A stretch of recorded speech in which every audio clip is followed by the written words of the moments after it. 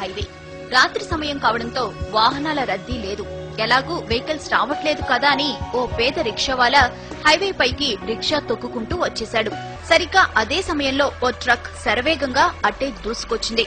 Truck driver రిక్షావాలాను గమనించేంత time లేదు. Break వేసేలోపే ప్రమాదం జరిగే పరిస్థితి వచ్చింది. సరిగ్గా అదే సమయంలో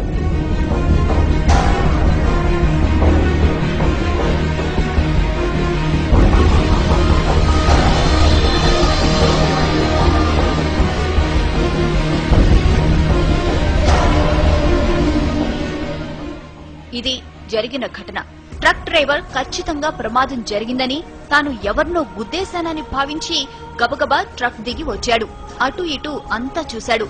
ఎక్కడా ఏమీ లేదు. ప్రమాదం జరిగిన ఆనవాళ్లు లేవు. అసలక్కడ ప్రమాదం జరిగితే కదా.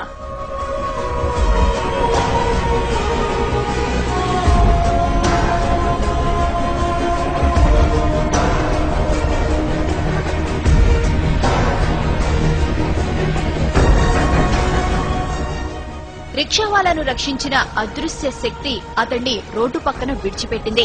అతడు ఆరోగ్యంగా ఉన్నాడో లేదో తెలుసుకుంది. అతడు సరిగ్గానే ఉన్నాడని భావించి అక్కడి నుంచి మెల్లగా వెళ్లిపోయింది.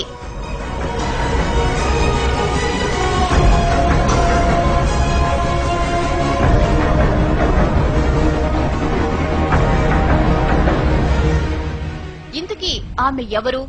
అంత వేగంగా ఎలా వచ్చింది? ప్రమాదం జరగకుండా ఎలా అడ్డుకోగలిగింది? ఆమె రాగానే మెరుపు ఎందుకు వచ్చింది? ఇలా ఎన్నో అనుమానాలు, ఎన్నో అంతు చిక్కని ప్రశ్నలు.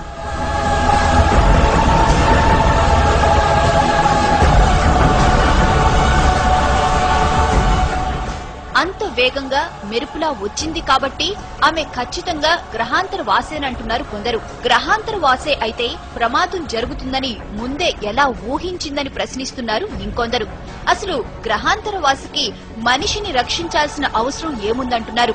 పైగా తల వరకు కప్పుకున్న డ్రెస్ కోడ్, నడక, నడత అన్ని మానవుల తరహాలోనే ఉన్నాయి.